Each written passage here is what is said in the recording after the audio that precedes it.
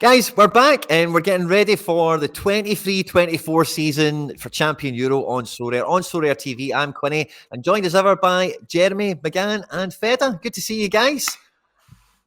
Thanks for having us.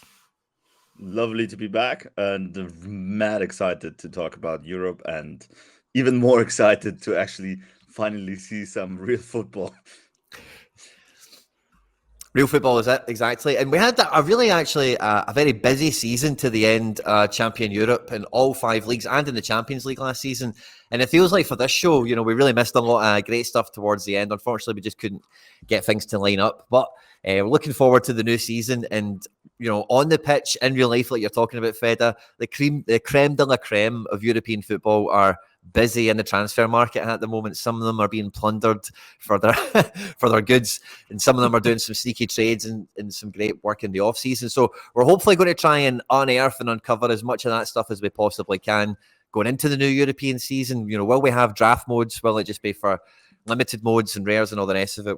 I guess we'll soon kind of find out. But was there anything, guys, at the back end of last season that really does maybe even stay with you now when you're making new season preparations? Maybe a great place for us to start. I think we got surprised. I reckon. I think at the end of last season, I was sort of trying to think, let's try and make move for this season and which teams are going to stay up. And I think the whole of July, like through all the plans that I would have had by the window, like the Saudi transfer window, I think is probably what surprised everybody. We knew they might be getting a couple of players, but as soon as Benzema was announced, it was player after player after player. So regard whatever I had in mind when we finished the season with which teams are probably going to be better next year, etc. I think everything is a little bit thrown to pieces. In France, we don't know what PSG is going to do. I feel like they'll get even better because Luis Enrique is there. In Spain, you're wondering what Real Madrid is going to do without the strikers so far. In England, I feel like Postecoglou going in Tottenham is probably going to throw a nice spanner in the works for everybody else. In Italy, AC Milan's doing some very smart recruiting, and I think as far as Sorare goes, we've just seen half of Champion Europe going to Saudi Arabia and half of Challenger Europe going to Champion Europe. So it's going to be pretty fun for us. Yeah, it depends. We should actually maybe talk about we need another Jeremy. We need to kick you off. We need to get a Dutch guy in because France is not more in the top 5 leagues anymore. Whoa. What did they say? Fake news? Fake news? Is that how he says it? It is still in the top 5. It was just one season that we were not in the top 5. I know. I'll make look 3 minutes into the call. I'll make an early prediction. Unfortunately, Paris makes the Champions League final with Luis Enrique. Don't think so. Unfortunately for the Marseille fan that I am. Don't think so, my dear friend and respected friend. But I think I agree with you that with Luis Enrique, Paris is gonna become way better than before. I agree with you on that one, 100%. What I loved last season is this, of course, as a Bayern fan, like this bottle job, what Dortmund did. It's still unbelievable what they did, to be honest. Like, how can you lose a championship like this? It's unbelievable. Like, you don't even deserve to win it then. And the craziest thing was actually all the reactions online to that, and the crazy run of Musiala. That was a crazy goal that he scored to win the championship in a way. And other than that, what I also find really, really funny is Juve saying, please just kick us out of Conference League, so we're fine with UEFA. We don't want to play this competition. Just kick us out, and maybe we're better now with you. This I find also very intriguing in a way. I think a lot of people were planning with Juve being a super smasher in Conference League.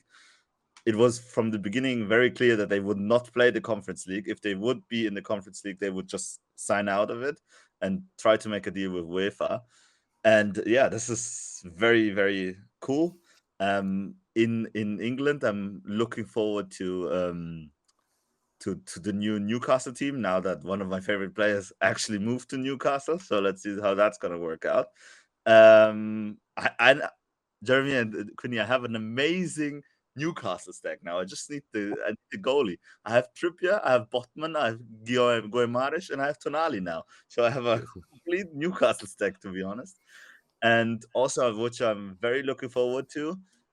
This was announced today on yesterday, and I think he still got it. And I think he was a class player. And before his injury, he was world class. Is Raul Jimenez just got announced as the new striker for Fulham for basically a replacement of Alexander Mitrovic.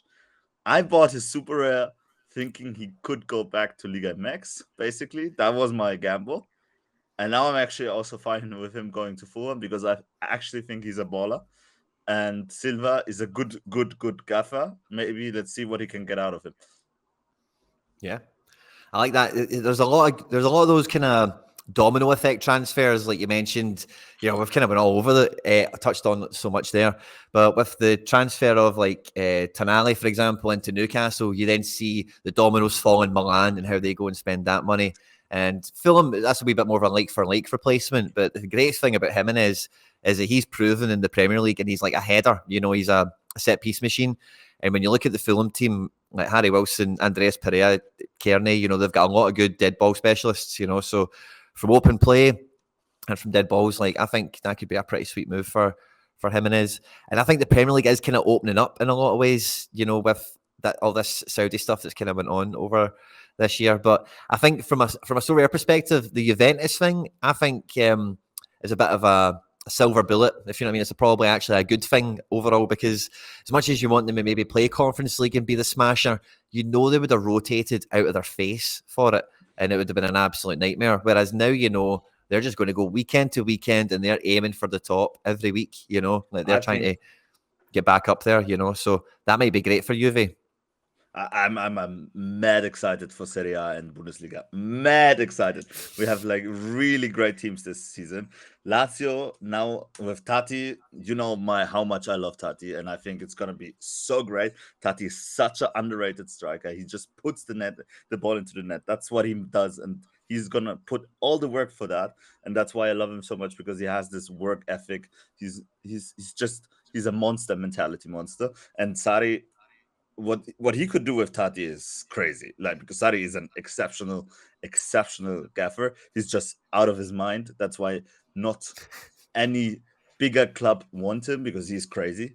But from a tactical standpoint, he's a genius in a way. And I'm really looking forward for Tati. And Roma, they made some mad signings as well. Mourinho, always still a good trainer. Milan, the squad, me as a Milan fan, and Tonali, that was a very hard blow, but maybe that was for the best in a way, because what they bought right now, they made a championship team. Because now we play probably we're gonna play with Mike Magnon, then we have Tomori, Tia of Calabria, Theo Hernandez. Then you play in midfield, you have Loftus-Cheek now, Tijani Reinders, Benasea, and on front you play Rafael Leao, Christian Pulisic, and Giroud. And if you have a more offensive game setup, you can play, instead of Giroud, you can play Noah Okafor as a false nine, which is gonna be amazing. And you still want to sign Chuchueze from Villarreal, so I don't know. We're gonna have so much pace; it's crazy, especially in Serie A, where defenders are not the fastest. Let's say that. I think this could be very, very great, also for Sorare. And this Serie A title is gonna be mad, as you said, because Juve is gonna put everything to win it, because they just need to be back on top of Italy. That's where they want to be. And the only stupid thing about this Conference League stuff is that there's gonna be some very unexpected Wojciech Szczesny's DMPs where Mattia Perin is gonna play, because he just needs to play because he's too good as a number two, so that Allegri wants to give him time. This is the only bad thing, but other than that, it's amazing, because the starting 11 will always be kind of the same, and they always want to go hard on it, if it's going to be against Hellas Verona, or if it's going to be against AC Milan or Inter Milan. It's going to be very great. And talking about Juve and Vlahovic and Kane, I think that's going to be the biggest domino effect we will have in this European season, still coming, to be honest, because that's going to just start a complete cascade of striker transfers that we still didn't have in the transfer window, but we're gonna have. In my opinion, for example, if Kane goes to Bayern, because it seems that the only club that really wants is Bayern. PSG also tried, but I think he wants to go to Bayern. If Kane goes, Vlahovic goes as well. If Vlahovic goes, Giuntoli, the new sports director of Juve, who basically made Napoli champion last season, he wants Jonathan David from Lille. He really wants Jonathan David. So Jonathan David will probably go to Juve. Then Gift Orban from Ghent will go to Lille, and it's gonna be a mad carousel. So where do you think Vlahovic goes? Tottenham? I personally think he should stay because I think him at Juve could be the best thing. Maybe Allegri is not the best gaffer for him, but I think they could try to figure this out because Vlahovic is a crazy talented striker. I think he's not as good as Haaland, but he's not but he's, for example, he's more technically than Haaland. Haaland is just on another physique level, but Vlahovic, for me, after Haaland, is the best young striker, basically, from the talent perspective wise.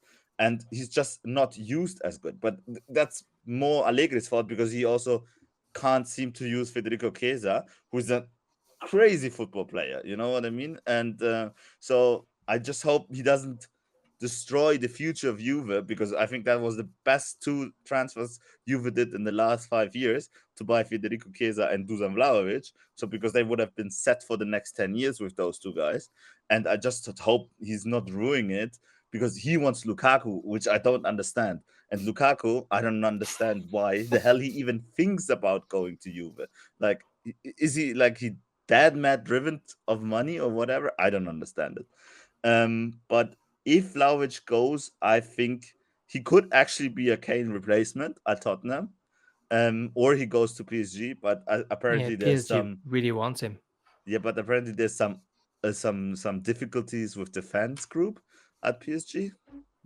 They don't really want him because something happened there in the they made a past. comment about but Yeah. I think it was taken out of context. They didn't It was really taken say out that they of- didn't want him, but they took the press took one picture out of the whole thing. They said, Aye, he does make it this feel or like they something. didn't want him. They were doing some mad Serbian thing or something, and people took it as something. I thought that's a bit of I thought when I seen that, maybe it is, but I wouldn't have thought that. You know, maybe they've just won 3-0 or something. Maybe he scored a hat trick. You know, maybe, yeah. It's just free, whenever they played against each other, those countries, there's been like proper issues, like at the Euro and all that. Yeah. But it's all the head. PSG fan, I don't think they were going for that. So you think if he goes, though, they want Jonathan David? He's definitely not Allegri ball either. No, he's not, but Giuntoli wants him. I think Giuntoli is just fine with Allegri being one more season the gaffer and just basically trying to build the squad for him. And next season, next season either Zidane or Spalletti gonna take over Juventus anyways from Allegri. So I think Giuntoli really wants Jonathan David. Like, apparently Timothy Weah also just already talked like nearly twice a day with Jonathan David to let him come to Juve. I don't think Jonathan David at Juve would be great at the moment, but I think he would have been the best for his next step in the career at Leipzig. But there's no space for him at Leipzig now that they signed Openda and Cesco and everybody else. But that would have been the next step for him. Yes. But I think Juve really, really, really wants him. At least Giuntoli really wants him. He sees him as the Victor Osimhen replacement, basically, as the next Victor Osimhen, which he's not, because he's a completely different type of player, because Osimhen is a very tall, powerful striker. David comes from the shadow more and is more a shadow striker in a way. And I really like David. He was one of my first cards I actually ever bought on Sorare, because that's how much I like him in real life. At that time, I didn't really know how to play Sorare, so I bought the guys who I liked in real life. I still have him because I do really love him. I think Vlahovic is way better than David in Allegri's system. So I think he should just try to make it work with Vlahovic, to be honest. Maybe he's afraid of doubling Vlahovic and Milik, because they did finalize Milik as well. Maybe he wants to only have Milik up front, which is weird to prioritize him for Vlahovic. But apparently now, what I hear from friends also working for a close newspaper in Italy, now apparently they're trying to sell other players than Vlahovic, for example, Milik and other things, because there's apparently a lot of offers for Milik, to then use these funds to buy Lukaku, which is crazy. Yeah, that's such a stretch. Yeah. I think as well, like one of the other kind of interesting pieces that was kind of thrown out there in that opening kind of salvo was the bottle job of Dortmund last season. And I think like now that Bellingham's gone as well, I think they've done some decent moves overall. You know, Dortmund, you know, they've signed, who did they announce yesterday or something? It's escaping me. They've just signed somebody else recently. I It's think halfway they decent. did. Sabitzer. They're on the verge of signing Sabitzer. Yeah. And a few other little trades like that they've done look okay, but I don't think Dortmund can be looked upon this season as well. I don't think they can do better than last year. Basically, when you take Bellingham out of that team, I don't think they can do. You're unsure, Fedo? Yeah, What do you think? and Guerrero as well. Jeremy? And Guerrero, but Guerrero, to be honest, is made out of glass. As we see, he's again out against the end of the September. So you could never count Guerrero as a squad player because he's anyways broken the half season. I don't. I agree. You cannot get the quality that Jude had in any ways back to the squad. That's impossible. Jude is a phenomenal player. He might be the best midfielder at the moment. With Rodri probably is the only one better than him at the moment at his current stage of actual form. Jude Bellingham is crazy, but he was not as crucial in the last third of the season, where actually Dortmund started the title race for Bayern, and they signed Sabitzer, which he's a good, decent signing for the Bundesliga. They signed Felix Netscher, who is a good player. He's not Jude Bellingham, and he will never be Jude Bellingham. 30 millions, though. Yeah, 30 millions. But the transfer market is crazy. Like, it's absolutely crazy. They signed, how much did Aston Villa pay for Moussa Diaby? 60 million? Yeah. 60. Moussa Diaby only can run, nothing else. He can just run. You know what I mean? Okay, he's okay. He's okay. He's okay, but he's not a 60 million player. You know what I mean? He's not. Yeah. So they extended the contract of Chan for another 4 years, I think, which is weird because they wanted to get rid of him, which is very weird, to be honest. But he showed them at the end that they want him. I think they kind of kept the squad together. Benzebaini is a very underrated player. I think he could be very that's good a good at choice, Dortmund. I think. Yes, I think he's a very underrated player. He could be a very good, decent choice to replace Guerrero. And I don't think they're going to be contenders. To be honest, if you look at the squad, the number 2 club in Germany now should be Leipzig. But we also know all the complications that Leipzig always brings with him. And I think on the Bundesliga side, Bayern Leverkusen did a phenomenal job what they are doing right now. Like just the midfield of Palacios and Xhaka and Hoffmann and in front Florian Wirtz is crazy. It's a very, very, very good midfield. You could play this midfield in the Premier League and be on the upper end of the table, to be honest. Now they signed also Victor Boniface, which apparently is the wish of Xabi Alonso, so he's apparently knowing what he wants to do with him. In the defense, I think they still got Tapsoba. He's not sold yet, even if people think he's gonna go. But even if they sell Tapsoba, they have gonna have Kosanu, Piero Hincapie, it's Hradecki, Grimaldo. It's a very, very decent team, and I think they really underlined their title hopes. I don't think they're gonna win it because it's by Leverkusen. It's not. They're called Vizekusen for a reason, and but Hoffmann to Leverkusen with Wirtz, very underrated transfer that could be very good, to be honest. Yeah, I just think like it's compounding over the last few seasons. Like when you take Sancho out of the team, then you take Haaland out of that team, and then you take Bellingham out of that team. Like it's just maybe that was a part of the the decline we've seen in them bottling it last year. Is when you take out Haaland and you put in Haller, and you take out Sancho and you put in Magan, like yeah, they can kind of get the same numbers. They'll score like 10 goals a season and get the same amount of assists, but that's the difference in quality players. I think it's just kind of for Dortmund now. It's kind of receding a little bit. Yeah. I think Leverkusen is the shout for Bundesliga this year. Like, I don't rate Tuchel that much, as many of you will know already. And Leipzig, like, I totally echo what you're saying there, Fedo. Like, I love Leipzig and all the rest of it, but there's always injuries, there's always transfers that are going on last minute. Somebody will get sold, or they'll bring somebody in and not play him as much. There's 2 loan signings already in Fabio Carvalho and Xavi Simons. So, like the squad is always just a wee bit like off in some ways, and there's just always somewhere they'll shoot themselves in the foot. But I think Leverkusen's a great shout.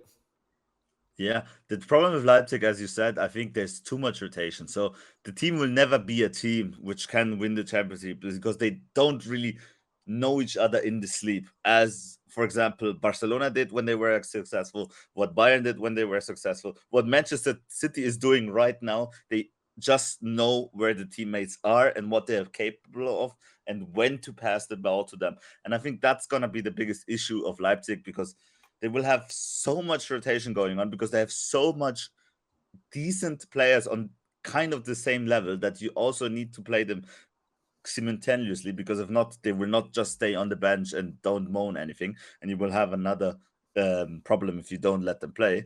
But for example, they signed Šeško, they signed Openda, they have Timo Werner. Where is Timo Werner gonna play? Timo Werner needs to play because he's kind of the star of Leipzig as well. They paid 40 million last season for him. And Olmo, okay, Olmo is half of the season injured anyways, but if he's fit, he starts.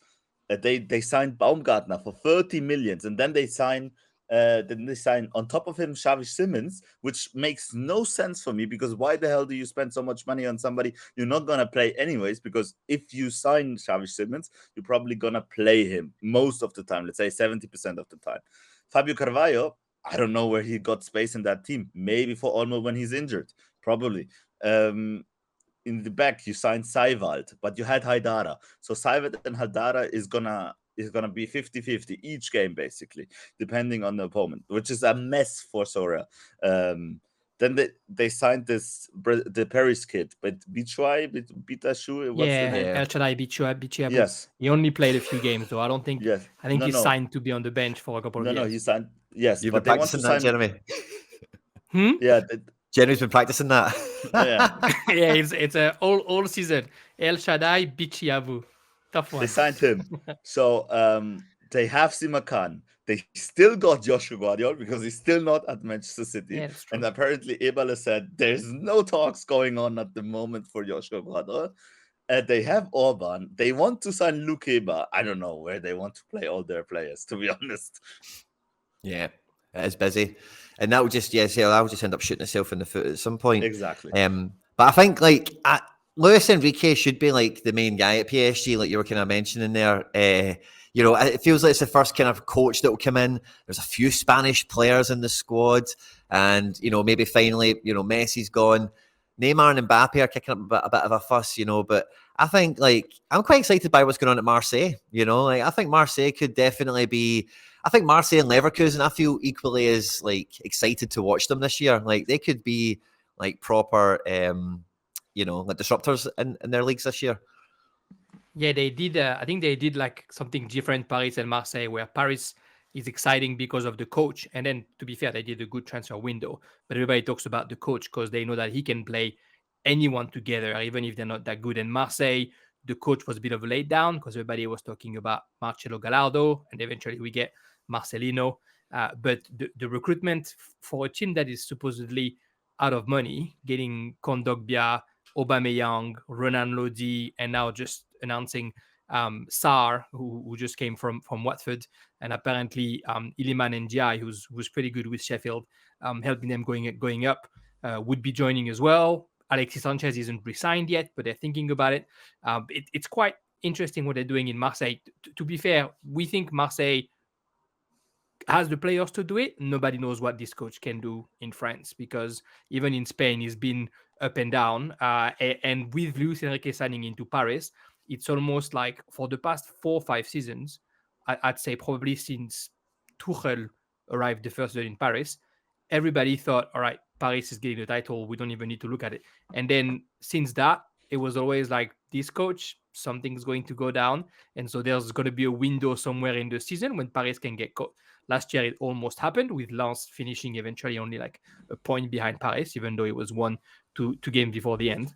But this season with Luis Enrique, it feels like finally, 11 years after getting the club, Qatar decided to get all their ducks in order and to actually get a coach that is good enough to coach the best players in the world. Mind you, just when they do that, they lose Messi and they might lose Mbappe now. But I think getting into the club for once in the story of Paris Saint-Germain, for once since Carlo Ancelotti, you have a coach that is bigger than your club, that has won the Champions League before, that is not, when Tuchel came, when Emery came, when Pochettino came, Paris Saint-Germain was a step up for them. They had done something good in another club in another country, but Paris Saint-Germain was a step up for them and a way for them to try and go higher.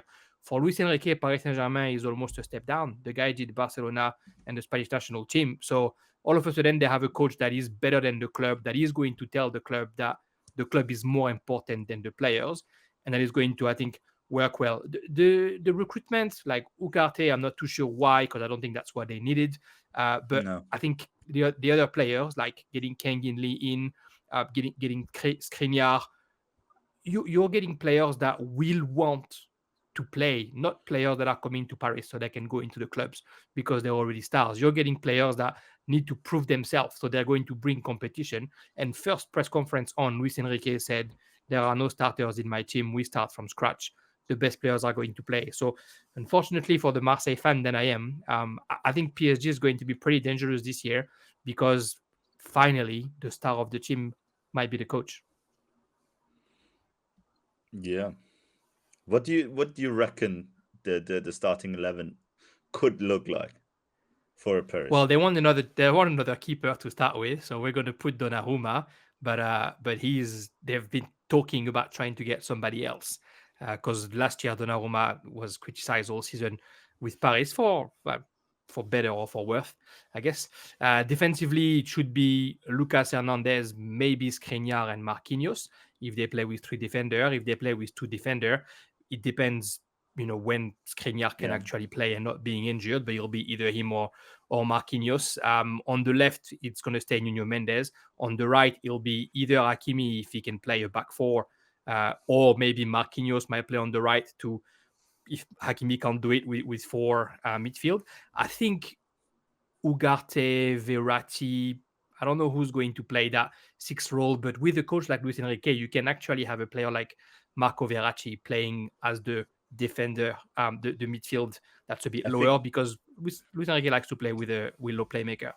What is it? About just 1 second, because this I found very interesting. So that could be interesting for Sorare managers as well. I think Verratti wanted to leave the club, to be honest, and Luis Enrique wanted to keep him. He said, "Don't sell Marco Verratti. I want to use Marco Verratti," which I understand, because he could be a perfect player for Luis Enrique, because Marco Verratti is phenomenal. He's just also broken, always out of class, and not the right mentality. But the talent he has, I don't think nobody can say anything against that. And a coach like Luis Enrique is probably the kind of coach that can put him back on. Exactly. And I think the one that might be the surprise this season, I've only seen him playing a preseason game, and I've seen him a little bit at the Euro Under 21, is Sharon Door. He's a monster. You see him on the middle of the park. It's between Thiago Motta and Patrick Vieira. He's taller than anybody, stronger than anybody, and he's a kid. I've seen the preseason game, and I was quite impressed. I thought they were just getting a young kid in 2-3 years. But I think he's the kind of player that can really shock Liga. So we'll see when he does that. I think when you go up front, it depends on what's going to happen. The preseason game, it was Asensio as a false 9, Lee hanging on one side, but he got injured. And the other side, Mbappe didn't start. Mbappe came in later. I think they played a kid before Mbappe came in. So Asensio? But Yeah, Asensio was playing as false nine. Asensio was playing up front because they don't have a number 9 this year. So yeah, it'll be interesting. I think Luis Enrique will be smart enough to do the right rotations. You still have players like Danilo that are in there that probably will want their game time. But I think losing Messi, losing Sergio Ramos are actually good pieces of business. I think Neymar will obviously be useful once he's able to play. And with a guy like Luis Enrique, I'm afraid that every player is going to just get better. So PSG should do all right. The one player that won't start, I think, but that will finish is Sherendor. Nice. But do you think they need a number 9, or do you think Luis Enrique actually wants to play the false 9, what he did also at Barca with Asensio? I think it depends on Mbappe, really. I think if you keep Mbappe, you kind of have to try and get a 9 because that's how Mbappe plays and that's how Mbappe is best. Because if you don't get a 9, then all the attention will be on Mbappe, and then he doesn't have the space that he wants, and you want somebody who can keep the players busy. But I think if you get rid of Mbappe, which you should, and I hope that they will do, because it's going to be better for the club and better for Mbappe, then you don't have to get a 9, because all of a sudden you're looking at a collective with rather than the one player who need to be playing for the way he plays because he's so good, because he's one of the best. But yeah, I don't know if he wants to, but if they keep Mbappe, I think they need to get like Vlahovic or. But who talking about Mbappe, what's the scenario there? Because he can't really realistically go to Real Madrid this season because they have too high wages, because they just extended the contract with Modric, with Kroos and everybody else, and that's what they thought. Okay, we do that, and next year we get Mbappe. Basically, they get all their money, and that's out. Because I realistically speaking, I don't think Real can now spend 200 million on Mbappe. And I But think you know how even Paris, then, do you know how Paris signed Mbappe? They got it London to they loaned him for a year and then they bought him because they couldn't buy him the year they got Neymar. but So he was loaned to Paris for a year and then they bought him the next summer. So they can do the same thing. But they would need to extend the contract of Mbappe in this way, because Yeah. then they can't do that with Mbappe right now, because next year he is free agent. Yeah, but you know that they can just say you owe me 100%. The money anyway, and it's signed and whatever. So they can still make it that way. But I think what they're after is definitely he signed another contract for an extra year, and then he leaves for like 50 or something like that next year. And even 50. Like they say that we'll know on the 31st of July what happens. They said that's the limit that it was given to Mbappe. He's not going to Japan now for the preseason tournament. If I would be at Real Madrid, I would not want to sign Mbappe. He's not good. I would try to sign Haaland. I think he would be way better for Real Madrid than Kylian Mbappe. Way There's no better. room for him now that Vinny became so good. Yeah, exactly. Because Haaland, you put in as a 9. Bam. You have Vinny, Haaland, Rodrigo. You're set for the next 15 years, basically. And you're winning 10 out of these 15 years, you're winning 10 times the Champions League with Haaland. Probably. If you have this front three. I don't understand where they would want to play Mbappe.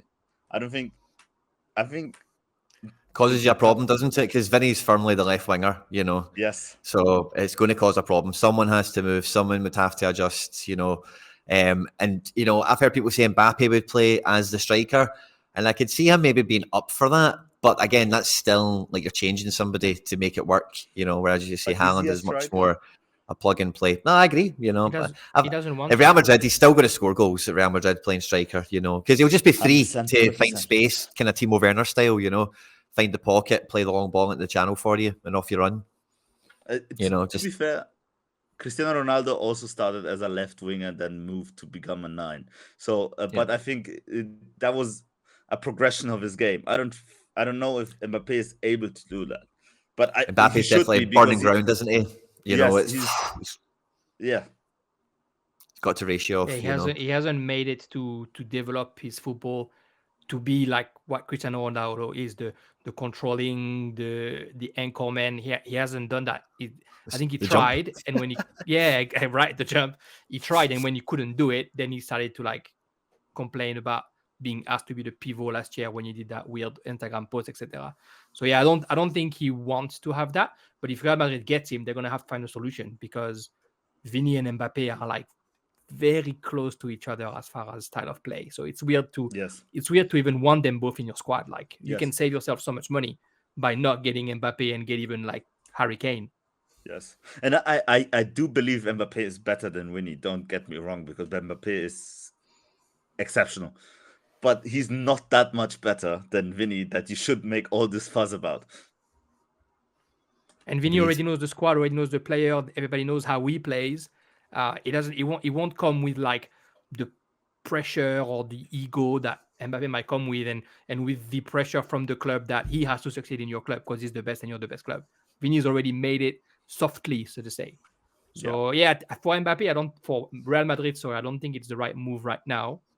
But Mbappe needs to go. I'd be surprised if, to be honest, if there's like a weird change and he ends up going somewhere else. I mean, I don't see him going to Saudi Arabia, obviously, but like Chelsea, Manchester United, or I don't know, whoever wants to throw some money at the Prince. I don't think United is there anymore. I think they're doing really, really smart business, what United is doing right now. And that would just be completely out of the strategy they're doing right now.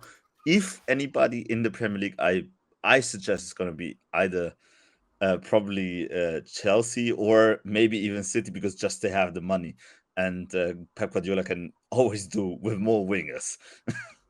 Well, Mahrez is just left. But if you buy Mbappe as a club as well, you know that your sales go through the roof as far as like shirts. But if you have Mbappe and Haaland in the same team, you're done. With De Bruyne, you're done. They don't want to play together. You're done. You're done. Wow. Yeah, because City, like, it was all meant to be about the Guardiola deal getting done. That's still not happened. Kovacic is really the only signing, and that's really just to replace Gundogan, who's went to Barca, obviously.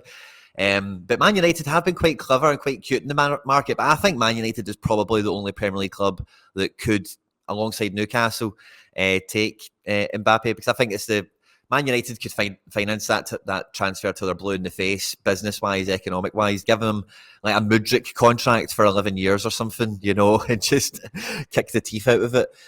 Because he will just, then, you've got a proper left attacking winger, and you're not kidding on that Marcus Rashford is the second coming of Mbappe. He can now just play Mbappe out there. But there is strong Saudi rumours with Mbappe, and I wanted to throw to you guys maybe at this point of the show, is this the transfer that becomes the one where Saudi just do that to the Premier League and buy Mbappe for Al Hilal or whatever, and then loan him to Tyneside? Would that happen?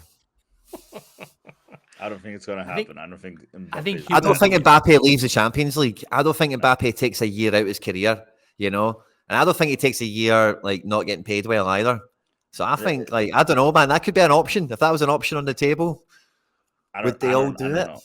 I think I don't know. I really don't understand, because most, like, then Jeremy can go on. He probably knows more than I do on this team, but most likely the managers, they just want to have like the financial managers behind the players to just try to get the most money. And most times, especially when I was talking to footballers, they don't really care about that stuff. They mostly just actually want to play and win, to be honest. And I think Mbappe just wants to win the Ballon d'Or, and he is not gonna win the Ballon d'Or if he goes to Al Hilal or Al Nassr or whatever they are called. Unless they loan him to Newcastle and they win the Champions League. Yeah, if they bought him and loan him to Newcastle, like that could be.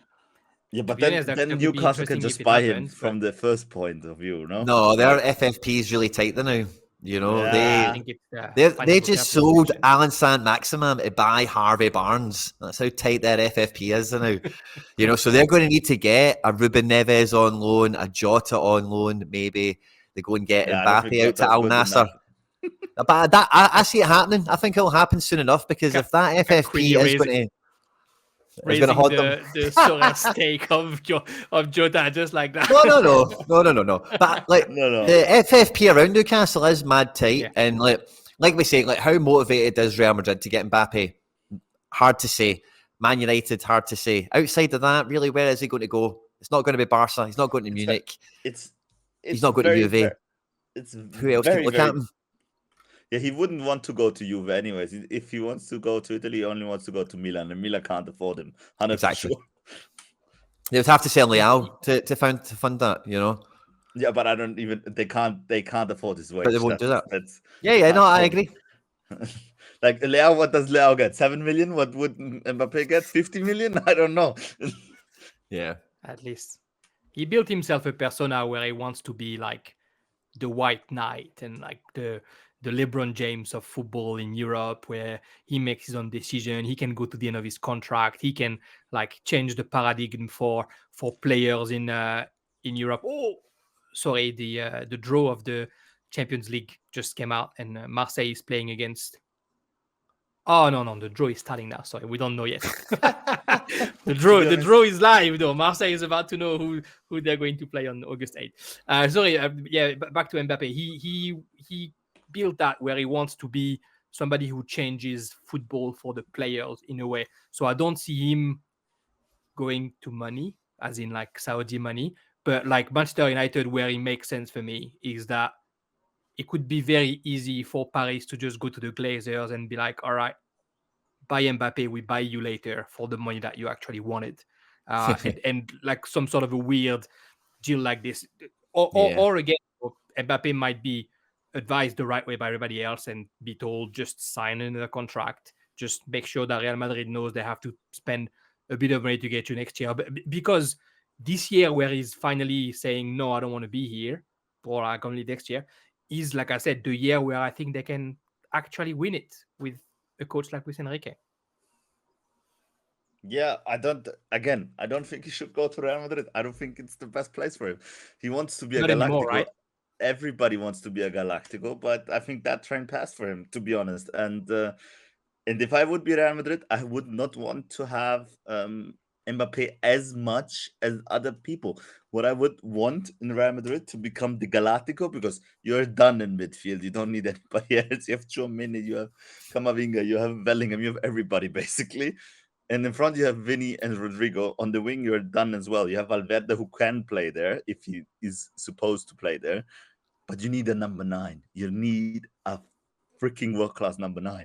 And there's one at Manchester City, perfect for Galacticos. Just get him instead. He had a clause, no, right, in his contract where he Yes. said that if Real Madrid wants to have him, and they both want to go to Real Madrid, it's about who's going to go first. I think we're about to know who Marseille is going to play soon. Erling is the best Karim replacement there could be in the whole freaking world.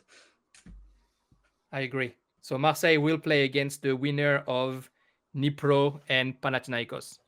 Oh, nice. So are those games going to be covered? The third round of the Champions League, not the playoff. Yes. I think they would be, yeah.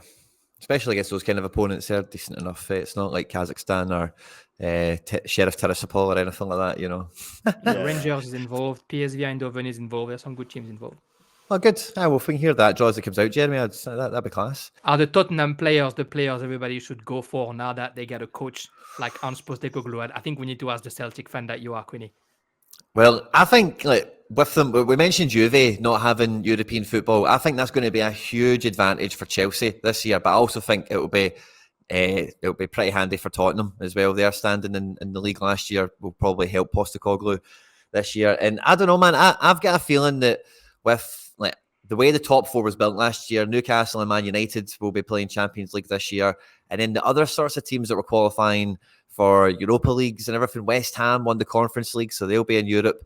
I think the Premier League, the top half of it, for 3/4 of the season is just going to be chaos. I think we're going to have all sorts of, after 4 games, somebody mental like Brentford or Fulham will be top. After 4 games, there'll be somebody like that will be top. And maybe even by Christmas, the top 4 won't have 2 or 3 recognised names in it at Christmas, because I think it is just going to be the amount of transfers and the amount of, moving pieces that's going on in that league, it could be the opportunity for somebody like Postecoglou to come in who, over his last couple of jobs, and this is the elite level, right? So it's probably the one where you would expect his impact to have the least presence or, whatever it is I'm trying to say. But he's used to coming in that scenario. He's had a good pre-season with them, and the way he builds is going out to attack and score goals. And when if he can keep a hold of Kane, I think they're really good outside dark horse title shouts. Don't think they're anyone's credible shout. But if you're going to have a wee cheeky, flutter on it. I wouldn't rule it out if you keep Kane and Son and Ange Postecoglou's team. But I still think that team probably has a bit more development to go. I think they'll probably aim for the top half. They'll probably get top 6. But I think when you add in pieces like Maddison, and then some of the other signings they've made recently haven't even really fully bedded in, like Pedro Porros and whatever. I still think a lot of that team, it's maybe a little bit too soon for them all to be together. I think if Postecoglou was maybe in there in like the January or something, maybe this season they would feel a bit more confident in that sense. But I think he's still to like get himself up and running as well as getting the players there up and running. So I think they'll do great. And I think, depending on how the window goes, I think there'll be some great Tottenham cards this year. I think everyone, if you look at the price of Son, since Postecoglou's come in, the price of Son has just done that. And I think Pedro Porro will be the same, by the way. I think he'll be amazing for Postecoglou. In some matches, he'll probably, from some reports I've seen from some Tottenham fans already, with Pedro Porro and under Ange, is that he might be a bit of a Marmite guy. He might be one of these guys that will score 80 or 20, How much did you check the preseason lineups? Who was starting in goal? Who was starting in goal? The Vicario. Vicario, yeah, he's a great goalie. He's very, very good. But I'm just still not too sure if he's the starter because Hugo Lloris has some image and prestige and everything, and still I think Vicario is a very, very decent goalie, and he was very good at Napoli. I was very shocked to see that he basically moved to Tottenham because I knew for a fact that Inter really, really wanted him for Onana replacement, and they couldn't have gotten him. And I would be shocked if he's on the bench because he could have gone to Inter and play a starter because it was. I'm quite certain Hugo Lloris is fully like a free agent now, by the way. I just double checked the last friendly. I think he's Vicario came off did get subbed off, but it was a guy Whiteman that came on. I know Fraser Forster didn't make the trip because he is injured, but I'm quite sure Hugo Lloris is fully unattached from Tottenham now. Similar to David De Gea. Vicario needs to start. He needs to get the playing time. Then we have another very good Italian keeper in the reign, to be honest. Yeah. Probably who's going to win the Premier League again? Probably City. They have the best team on paper, have the best manager on paper, have the best player on paper. Yeah, I think it's going to be very tough to beat City. I don't really understand where Josko would play, to be honest. Quinny, maybe you can help there as well because you know Josko pretty well and also the Premier League pretty well. I have difficulties understanding where he could play because I think the most logical would be for Nathan Ake, but I think Nathan Ake was amazing last season and I wouldn't basically drop him for anybody at the moment. The only one I would kind of drop in that starting 11 in the defense of City would be Manuel Akanji, which I don't think is a very good player.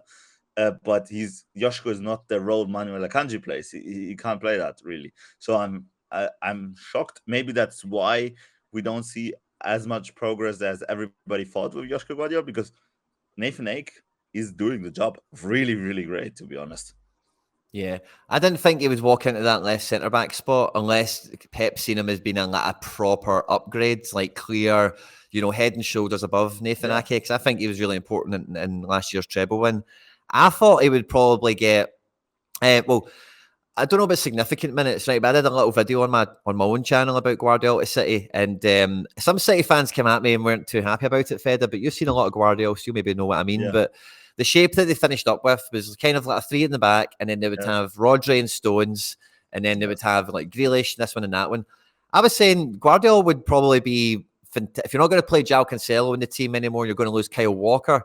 If you play Guardiola in that left wing position there, he can gallop. He is a proper galloper up there. He's strong on the ball and can play passes like inside and stuff. So I think if you're not going to play him in that left centre back role, he could either play in that. Pep could teach a dog tricks. He could maybe play in a kind of a quasi John Stones role. But I think with the pace and the power that he can travel up the pitch, I think you want Guardiola to do that if you sign him in a City team. And one of the best spots to do that is probably that left wing run. I agree with you. That would make sense because he did play that in his early days for the Croatian national team, and he also played that role for Dinamo Zagreb. He played as a left back, to be honest.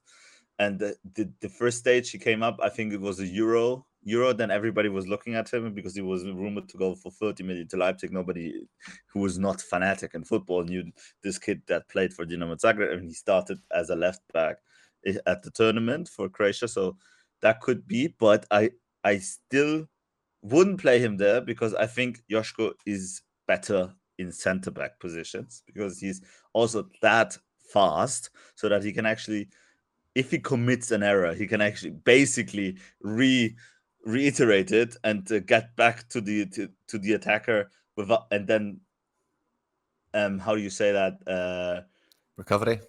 Recover his error, exactly. And I think he is a perfect center back. Maybe as you said, if they play this the system that they used to play, where Stones actually goes to become a six, more likely a playmaker next to Rodri, then I can see him as a center back in the 3 role. Maybe on paper it doesn't look like he would play center back, but he is gonna play as a center back then. Yeah. Talking about that though, do you need a guy like that for 140 million? I don't know. Probably not.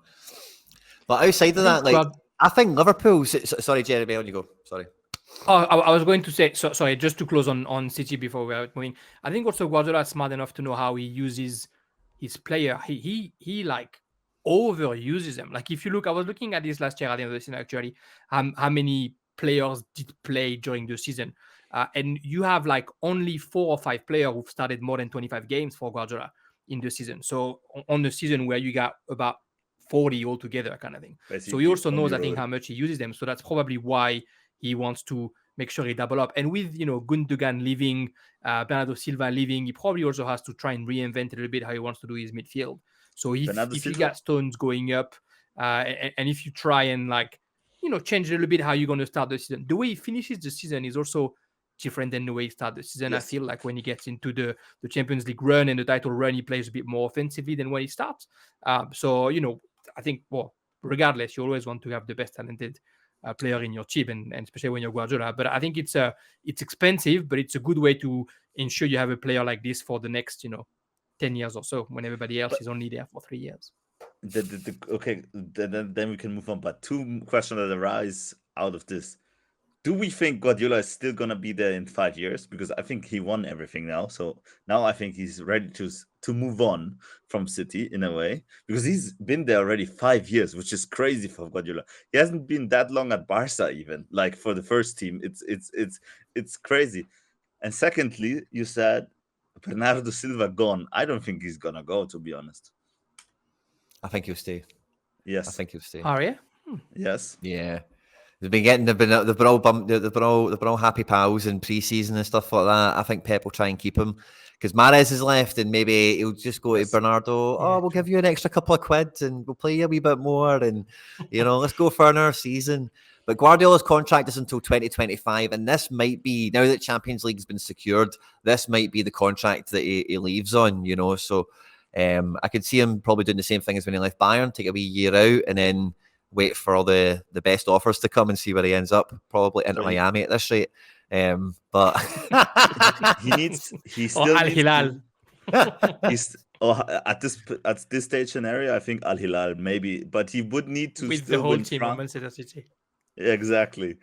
He would need to win in France still and in Italy, and of course on a national team level. I think at some stage we will see Guardiola at any national team, not at the Spanish one, because he is completely pro Catalonia. So it's going to be very weird to see him coach Spain. But yeah, let's see. Oh, Luis Enrique was the coach of Spain as well. It's not that. Yeah, he played for Spain. He's not as... I get you, but Fed, I get you. It is one of those ones. But that my personal, I know, before we do kind of move on properly, right? On that kind of Guardiola note, my favourite manager of all time, proper, if you were to if I was to take someone's career off them and have it for my own, I would take Carlo Ancelotti in a heartbeat. He's won it all. He is. See what you're talking about, Feder? He's done it all. Big 5 leagues, chopped them all up. Champions Leagues everywhere as well. And he's going to be the Brazil manager next year, as we've probably heard. So, like Amazing. King Carlo for me, he's the Don. He's the Don. Gonna have So an amazing life. Yeah. He's going to have an amazing life as a Brazil coach. Also in Brazil, chilling in Brazil. He knows Vini, he knows Rodrigo, he knows Eda Militao, he knows them all. Casemiro, he knows. They're all his pals, to be honest. You know what I mean? That's it. So that'd be cool. But the way I was going to move us on from... to get into his mind. Oh, yeah. Ancelotti wrote a great book as well if you want to get into his mind, where he explains his coaching tactic. It's a pretty good read. Yeah, I'm a big fan of the Don. But what I was going to try and mention to when we were moving away from City in the first place was, look, Liverpool have made the transfers I think everyone would have wanted them to make. Go and get an Alexis McAllister, go and get a Szoboszlai, really go and try and reinvent that midfield. But I think with them getting the absolute jackpot of a windfall that Steven Gerrard got appointed El Ittifaq manager and now wants to go and spend a good couple of quid on Fabinho and Jordan Henderson, it really does open the door up for Liverpool to really reinvent their midfield and really correct a lot of problems from last season. I think coming into this season, they've already made a lot of evolution in the forward positions with their last transfers. The Diaz's and the Nunez's and the Gakpo's coming in, and it feels like this summer it's all about midfield. Yeah. Agree. Also, just because we talked about Guardiola, I would love to see Guardiola at Liverpool. I think he would be way better at Liverpool than at City, to be honest. Imagine that. That would be crazy, him with Virgil van Dijk. If I would be a manager, I would try to do that, because him as Joshua Guardiola, I would rather also go to Liverpool than to City, because I know I would be a 100% starter and I would have the chance to win the Premier League, the FA Cup, the Champions League. Probably he's going to start if they sign him for 120 million. But going back to the midfield, I think what Liverpool should do, in my humble opinion, is go call Florentino Perez and ask, now you have so many midfielders, what do you want for Aurelien Tchouameni? How much do you want for him? You don't need him. Just give him to us. We can pay you can pay Mbappe with the money. It's fine. Aurelien Tchouameni would be the perfect solution for Liverpool, in my eyes. If you can't get Tchouameni, get Kefrem Turam, but one of those two. If Fabinho goes back to his level, Fabinho next to McAllister and Thiago, and Szoboszlai, I like this midfield already. I guess maybe it's a bit short, but Fabinho is also always injured. That's his problem as well. He's if the problem in football, if you're once broken, it's very hard that you heal completely, because it's just so much pressure all the time on your body. It's just the law of physics. And Fabinho, I think, should move. In any case, I think they want him to move as well. They want him to move as well to Al Ettifaq, to Steven Gerrard, I think. So he can have his old midfield. He could start playing again. So you have Gerrard, Ettifaq, you have Gerrard, Henderson, and Fabinho. That's a great midfield, to be honest. But I think Tchouameni would be my ideal replacement, because Tchouameni and Alexis McAllister, wow. Me, I'm very certainly not a Liverpool fan, but that would be very, very great midfield. And as you said, the attack is done. Mo Salah is still Mo Salah. I think we will see Mo Salah at a certain point in Saudi Arabia, but not now. But I think it's pretty obvious that he is going to go to Saudi Arabia at a certain stage of his career. But Mo Salah is still one of the best strikers / wingers of the Premier League. So Liverpool is very well set. Alisson, amazing. I can't say too much praise on Alisson, unfortunately. They want to play Trent in the midfield too, though. That's what it's going to make it a little bit more interesting as well. And but I thought they were interested in signing Emmanuel Kone or Kefrem Turam. I don't think Manuel Kone is ready for Liverpool, to be honest. I've seen enough of Gladbach and Manuel Kone that he's a very good player, and I think he can be Liverpool material in the future because he has the talent. But just right now, it's not I think the next step for Manuel Kone would have been something like Dortmund, to be honest. but he missed that step, or at least maybe he's thinking about this, or going to some place like Marseille, but I don't think they can afford him. Yeah, Manuel Kone, I don't think is fit for Liverpool, so I kept him to run. And my favorite is Aurelien Tchouameni, who is one of the best young midfielders in the world. He's probably number 3. The problem is he's in the same squad where the best and the second best midfielder of the world is going to play. So that's his whole problem. So he just might try to go to Liverpool, become a star itself, like the star he can be. And yeah, the problem is he has Camavinga and Jude Bellingham in front of him, which just a tiny bit better than him. And but that has nothing to against him. He's exceptional too. Yeah. It's when you throw in Valverde into that as well, it does get extra busy. And thinking about Manu Kone, like I make you quite right. I think if they kept Henderson and Fabinho, you could put a Manu Kone into that midfield and like give him a bit of time. But see, when you take a lot of experience out of a midfield and then sign a lot of new faces and guys that are young, it's not quite the same environment you're bringing them into, you know.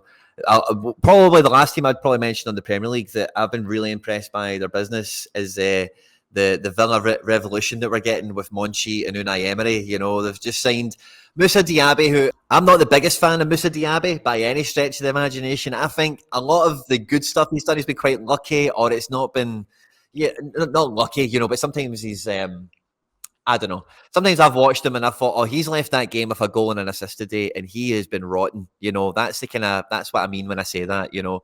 So I think he's a good player. He's got a lot of raw ability and a lot of raw talent. And, you know, maybe this Aston Villa team will get a really consistent tune out of him, unlike Leon Bailey, the last Leverkusen player they signed. But overall, you know, I think the Aston Villa squad is deep and dangerous. And, you know, they're going to be competing on Thursday nights and in the league. And I think Aston Villa are going to be a really interesting team to watch. Strong signing, Pau Torres. I was surprised. It's a big one, wasn't it? Yeah, I thought he would end up at Juve, to be honest. Yeah, then you have the player that they got last year that could finally make it. Like if Camara finally finds his legs, and Buendia when he's good is really good. But they have I was looking at, they have a very deep squad as well. Like they have players at plenty. I mean, I rate Unai Emery anyway, so I like what he does. But I think they need to have I guess the right kind of experience, which maybe, you know, can Tielemans go back to his level, or can Douglas Luiz be a bit more consistent? That's what's going to be the difference, I reckon. Who they have in defense? So they just got Pau Torres. Yeah, Tyrone Mings, Diego Carlos. Yeah. Oh, Diego Carlos. I forgot you went there. Yeah. And Luca Gini has done okay. Yeah, Tyrone Mings. Great player. He's all right. He's all right, yeah. He's all right. He's international, right? I just love how quick he is, that being that tall. That's just what I love. I like he's a body before, you know, he'll put his body on the line at all times. You know, he has just a get in there where it hurts and stop the ball kind of guy, which I like, you know, so he's all right. I like him, you know. But I think, guys, by the time we come back next week, there's probably going to be another boatload of transfers, and a lot of stuff we've probably spoke about today might be totally different give a week because of how volatile a lot of these transfers. We've not even really spoke too much as well about a lot of different manager moves. You know, we mentioned Marcelino briefly at Marseille and Luis Enrique at PSG, but there's been a lot of other kind of moving pieces around there. For anyone that's tuned in and enjoyed the show today, obviously I would drop a wee comment down below and let us know about anything you're watching in the European transfer window that's catching your eye ahead of the new season for Champion Europe on Sorare. Jeremy, Fedo, it's been an absolute pleasure. Likewise. Thanks again. Looking forward to the next one. That's it. And we'll see you next week.